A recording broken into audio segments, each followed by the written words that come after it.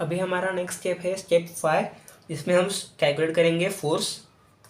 हम दोनों कंडीशंस के लिए कैलकुलेट करेंगे, जैसे कि for vertical loading diagram and similarly for horizontal loading diagram. So मैंने अभी यहाँ पे वर्टिकल लोडिंग डायग्राम निकाल लिया बेसिक सा। अभी इसमें मैं वैल्यूज़ मतलब हमारा जो डिस्टेंस दिया है वो लिखूँगा। अभी यहाँ पे क्या दिया है, दो इधर डिस्टेंस दिया है 250 mm, डब्ल्यू बी और आर डी बी के बीच में डिस्टेंस है 350 mm।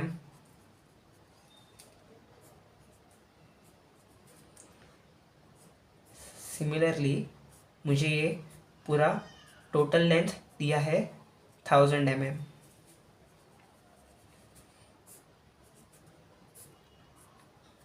अभी हमें इसमें भी बेंडिंग मोमेंट निकालना है, तो हम सबसे पहले क्या करेंगे, रिएक्शन फोर्स कैलकुलेट करेंगे। तो for reaction forces summation of F Y is equal to zero. ये summation of F Y is equal to zero क्या रहता है, ये हमारा इक्विलिब्रियम कंडीशन। इक्विलिब्रियम कंडीशन का हम ये करेंगे। तो समेशन मतलब क्या रहता है, सबका एडिशन, मतलब सब वर्टिकल फोर्सेस का एडिशन क्या रहेगा, ज़ीरो रहेगा। अभी हम क्या करेंगे, जो वर्टिकल फोर्स ऊपर जा रहा है उसको लेंगे पॉजिटिव, जो नीचे आ रहा है उसको लेंगे नेगेटिव। अभी देखते हैं, अभी क्या आर सी वी अपवर्ड जा रहा है तो आर सी वी आएगा positive, so R C V positive minus, अभी डब्ल्यू ए नीचे आ रहा है इसलिए negative W A, W B भी नीचे आ रहा है तो negative W B, R D V ऊपर जा रहा है तो आएगा positive R D V is equal to zero. अभी मैं इसको रीअरेंज करूँगा, ये दोनों नेगेटिव टर्म्स उधर जाके पॉजिटिव हो जाएंगे, फिर मुझे एक अच्छा सा इक्वेशन मिल जाएगा। तो मैं क्या लिखूँगा, R C V plus R D V is equal to W A plus W B. अभी डब्ल्यू ए और डब्ल्यू बी हमें निकालना है। सो अभी वर्टिकल लोडिंग डायग्राम में हमने देखेंगे कि दोनों के वेट एक्ट हो गए, क्योंकि ग्रेविटी तो नीचे एक्ट कर रही है टूवर्ड सेंटर, सो इसके वेट भी डाउनवर्ड एक्ट करेंगे। तो हम निकालेंगे पहले डब्ल्यू ए। सो इसमें हम क्या कंसिडर करेंगे, जैसे कि हमने क्वेश्चन में देखा था कि हमें क्वेश्चन में क्या दिया है कि wait of pulley A is 250 Newton. So 250 Newton plus, अभी हमने देखा कि वर्टिकल लोडिंग डायग्राम में हमने ये T1 और T2 फोर्स भी नीचे एक्ट कर रहे हैं डाउनवर्ड। सो हम क्या करेंगे, ये T1 और T2 भी इसमें ऐड करेंगे, so plus T1 plus T2। अभी मैं जब T1 और T2 का वैल्यू इसमें सब्स्टिट्यूट करूँगा और 250 भी इसमें ऐड करूँगा, तो मेरे पास WA का वैल्यू क्या आएगा, 1253.82 न्यूटन। सिमिलरली अभी मुझे यहाँ पे WB का आंसर निकालना है। अभी WB weight of pulley B हमें क्या दिया है, 500 न्यूटन। सो हम क्या करेंगे, अभी यहाँ पे लिखेंगे WB is equal to 500 newton. अभी यहाँ पे हम T3 और T4 नहीं लेंगे, क्योंकि वो हॉरिजॉन्टल मतलब एक्स एक्सिस में जा रहे हैं फोर्स, वो डाउनवर्ड एक्ट नहीं कर रहे हैं, इसलिए हम वो फोर्स वर्टिकल डायग्राम में नहीं लेंगे। सो हमारे पास डब्ल्यू ए और डब्ल्यू बी हो गया। सो हम क्या करेंगे, हमारे पास अभी ये इक्वेशन बना है, इसे हम देखेंगे इक्वेशन नंबर 3। इसमें हम सब्स्टिट्यूट करेंगे डब्ल्यू ए और डब्ल्यू बी। सो हमारे पास क्या आएगा equation, R C V plus R D V is equal to, अब हम क्या करेंगे, ये दोनों का एडिशन करेंगे। सो ये दोनों का एडिशन हमारे पास क्या आएगा, 1753.82 न्यूटन। ये हो गया हमारी इक्वेशन नंबर 4। अभी हमें आर सी वी और आर डी वी ये दोनों में से एक वैल्यू निकालनी है, तो ही हमें ये पूरा इक्वेशन सेटिस्फाई कर पाएंगे। सो हम क्या करेंगे, पहले हम लेंगे summation of moment is equal to zero.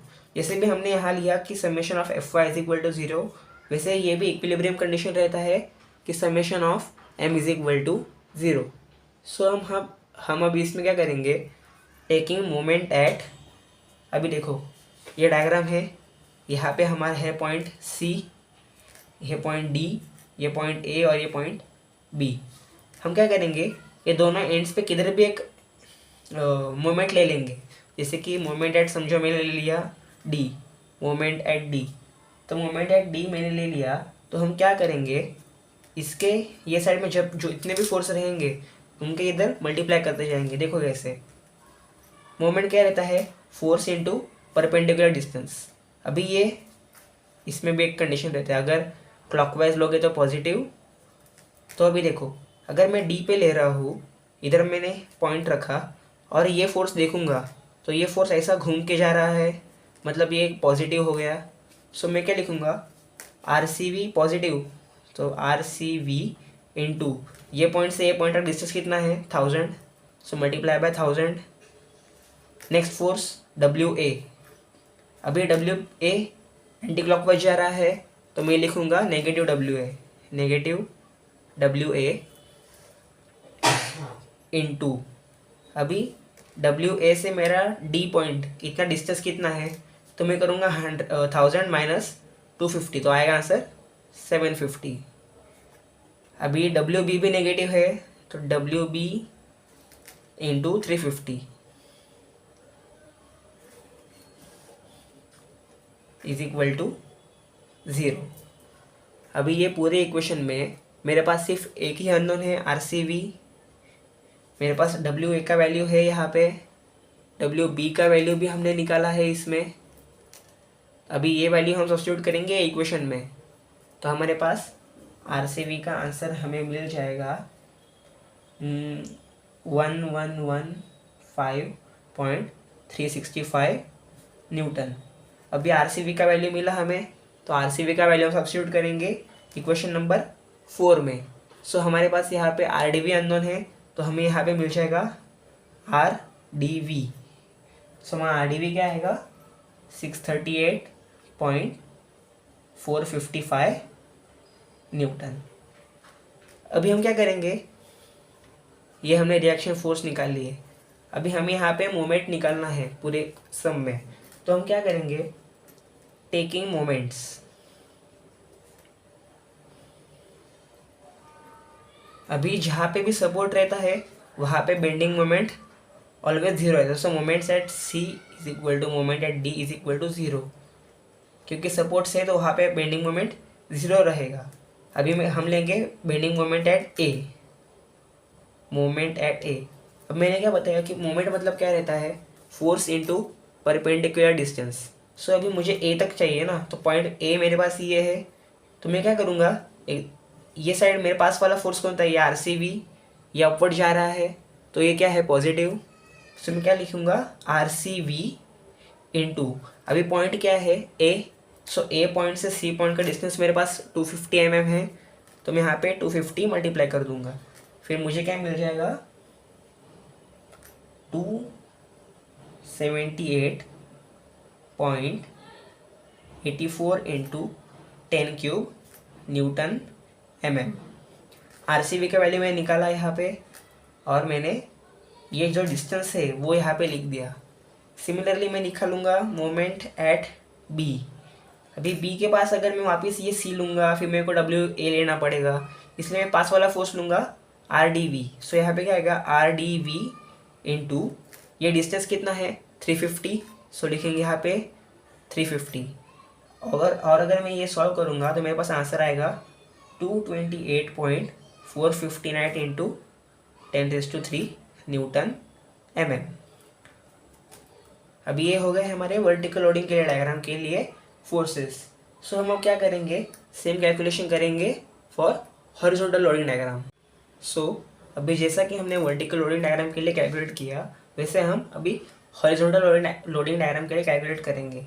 सो हमारे पास सबसे पहले इक्वेशन रहेगा summation F X is equal to 0। अभी हमने प्रीवियस जो क्वेश्चन किया, मतलब हमने जो सोल्यूशन लिया वर्टिकल लोडिंग डायग्राम के लिए, उसमें हमने एफ वाई लिया था, क्योंकि वहाँ वर्टिकल फोर्स थे वाई एक्सिस पे, मतलब ये हमारा हो गया एक्सिस, ये हो गया वाई और एक्स, वर्टिकल फोर्स थे, इसलिए हमने क्या लिया summation F Y is equal to 0। अभी यहाँ पे क्या लेंगे, summation F X is equal to 0, मतलब सब फोर्सेस का आंसर क्या रहेगा इज इक्वल टू 0।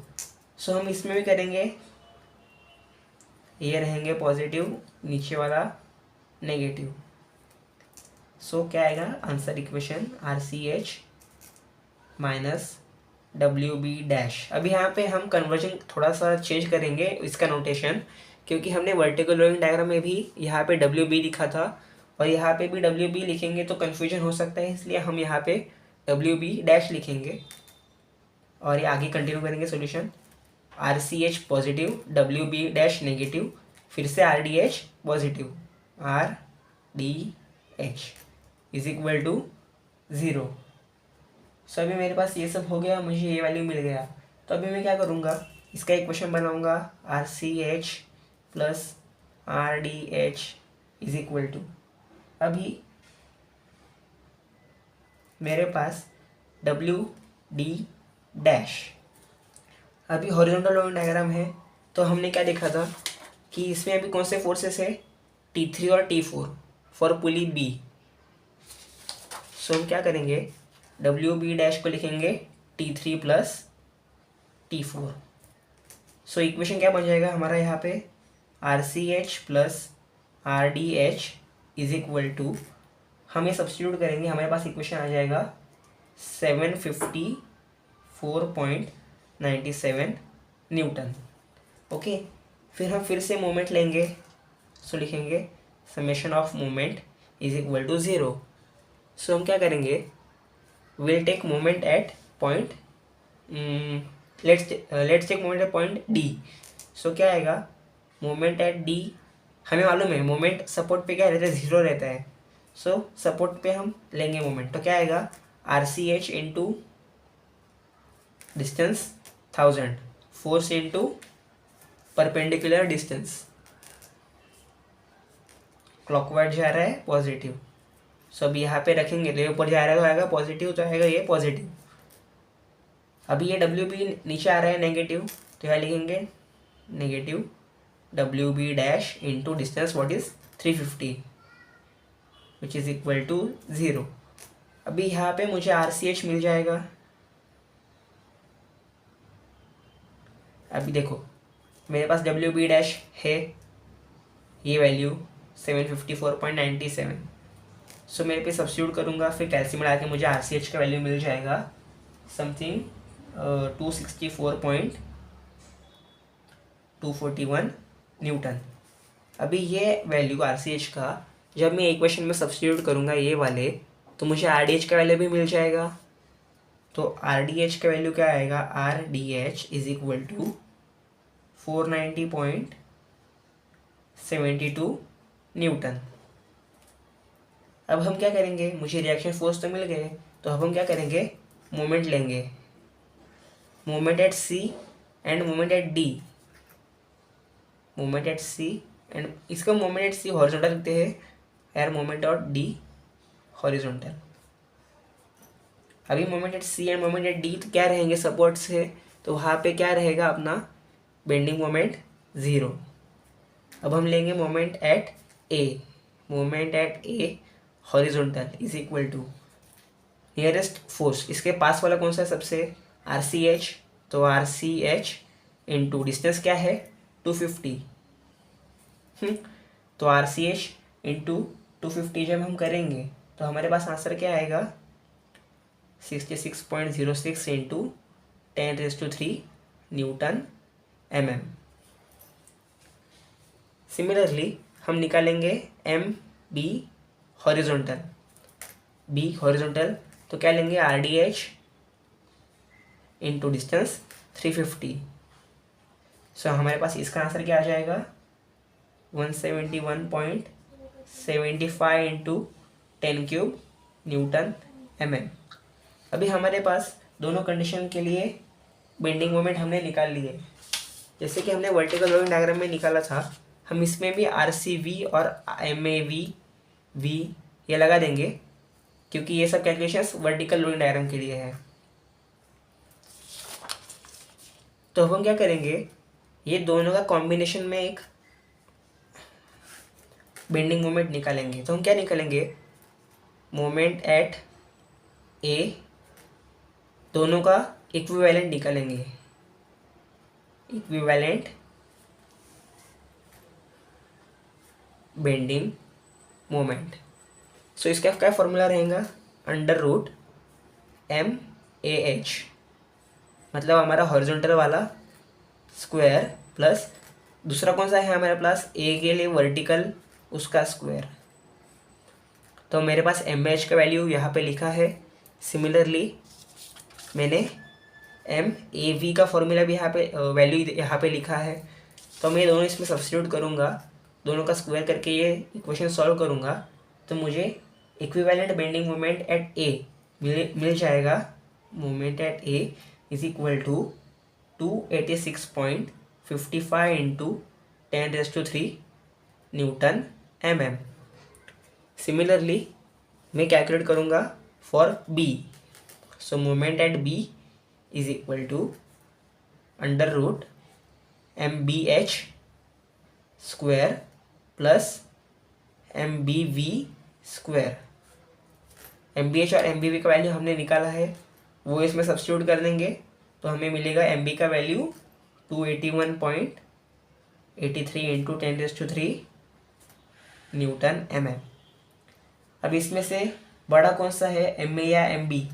तो हमने देखा क्या कि हमारा MA बड़ा है, सो हम MA को कंसिडर करेंगे M maximum, which is equal to 286.55 into 10⁻³ newton mm। So हमने यहाँ पे MX निकाल लिया। अभी हमारा सब नियरली सब कैलकुलेशन हो चुका है। अभी हमें सिर्फ डायमीटर ऑफ शाफ्ट निकालना है। अभी हमने देखा जैसे कि हमारा जो लोडिंग डायग्राम था क्वेश्चन में, हमने देखा कि यहाँ पे ये शाफ्ट रोटेट भी कर रहा है, इसको हमने पावर दिया है, स्पीड दिया है, मतलब ये रोटेट भी कर रहा है, ट्विस्ट भी कर रहा है, और इसके ऊपर ये पुली का वेट भी है, मतलब ये बेंड भी हो रहा है और ये ट्विस्टिंग भी हो रहा है। इसलिए हम क्या करेंगे, ये दोनों का मिलके एक इक्विवेलेंट ट्विस्टिंग मोमेंट निकालेंगे। इक्विवेलेंट ट्विस्टिंग मोमेंट, इसको हम डिनोट करेंगे TE। इसका फॉर्मूला रहता है, सिंपल फॉर्मूला है, देखो। अब हमारे पास KB इंटू MX इसका square plus KT into MT का स्क्वायर। इसको याद कैसे रखेंगे, KB कब आएगा, जब बेंडिंग मोमेंट के साथ आएगा तो KB आएगा। MT मतलब MT क्या रहता है, टॉर्क, तो टॉर्क के साथ आएगा KT, बेंडिंग मोमेंट के साथ आएगा KB। अभी हमारे पास MX है, MT है, हमें KB और KT का वैल्यू चाहिए। अभी ये हमें सॉल्व नहीं करना है, इसका वैल्यू हम लेंगे PSG 7.21 से। तो हम क्या करेंगे, अभी PSG लेंगे, PSG में जाएंगे 7.21। सो PSG 7.21 पे हम आ गए। अभी यहाँ पे हमें KB और KT का वैल्यू दिया है। सो अभी हमारा शाफ्ट जो है वो स्टेशनरी नहीं है, वो रिवॉल्व हो रहा है। सो हम देखेंगे रिवॉल्विंग शाफ्ट और हम एज्यूम करेंगे कि माइनर शॉक्स प्रेजेंट है, मतलब थोड़ा बीच बीच में झटका आ रहा है, वाइब्रेशंस आ रहा है, ऐसा एज्यूम करेंगे। सो हम क्या करेंगे, KB का वैल्यू लेंगे 2 और KT का वैल्यू लेंगे 1.5। सो हमने KB और KT का वैल्यू लिया PSG से। सो KB हमने लिख दिया 2 और KT हमने लिख दिया 1.5। अभी मेरे पास सब वैल्यूज़ है, तो मेरे पास इक्विवेलेंट टॉर्क क्या आएगा, T equivalent is equal to 581.66 into 10³ newton mm। अभी इतना होने के बाद हमें एक लास्ट फॉर्मूला अप्लाई करना है, जिसको कहते हैं हम टॉर्शनल इक्वेशन। ये बहुत इंपॉर्टेंट इक्वेशन है। इसमें हम क्या करेंगे, TE/J is equal to τ/r। अब ये इक्वेशन में से हम डायमीटर ऑफ शाफ्ट निकालेंगे, ये लास्ट स्टेप है। तो हम क्या करेंगे, इसको थोड़ा सा रीअरेंज करेंगे। तो क्या लिखेंगे, TE इज इक्वल टू, ये J उधर जाएगा, सो क्या आएगा, τ into J divide by R, R divide by as it is रहेगा। अभी जे का फॉर्मूला क्या रहता है, पाई बाय 32 इंटू d⁴, और आर का फॉर्मूला रहता है d/2, और इसमें से हमारा डी जो रहता है वो क्या रहता है, शाफ्ट का डायमीटर। हमें ये डी ही निकालना है सबसे स्टार्टिंग से। तो अब हम क्या करेंगे, मेरे पास T E as it is रखेंगे पहले, जे का टाउ एज इट इज़ रखेंगे, इंटू जे का वैल्यू सब्स्टिट्यूट करेंगे, pi by 32 into d⁴, into अभी ये डिवाइड बाय आर, ये आर नीचे है तो ये क्या होएगा, उल्टा रिवर्स हो जाएगा, तो 2/d आ जाएगा। तो अभी मैं थोड़ा सा कैंसिलेशन करूँगा तो क्या आएगा, ये 2 जाएगा, यहाँ पे 16 आएगा, ये एक डी जाएगा, यहाँ पे क्यूब आ जाएगा। तो क्या आएगा, T equivalent is equal to tau into pi by 16 into D cube. अभी मेरे पास यहाँ पे टी ई का वैल्यू है, टाउ का वैल्यू है, तो मुझे यहाँ पे डी मिल जाएगा। तो टी ई का वैल्यू क्या है हमारे पास, हमने लिखा था 581.66 into 10 cube is equal to tau, जो हमने स्टार्टिंग में मटेरियल सिलेक्शन किया था तब हमने टाउ निकाला था, हमारा टाउ था 45 into pi by 16 into D cube. हम ये सॉल्व करेंगे तो हमारे पास डी का वैल्यू आएगा समथिंग 40.37 मिलीमीटर्स। अभी ये अप्रोक्स वैल्यू नहीं है तो हम क्या करेंगे, स्टेप ऑफ 5। स्टेप ऑफ 5 मतलब क्या, नेक्स्ट जो फिफ्थ रहेगा, मुझे 5 के स्टेप जैसे कि 40, 45, 50, 5, 10, 20 वैसा हम लेंगे, डायमीटर 45 mm, और ये हो गया हमारा सॉल्यूशन 45 mm।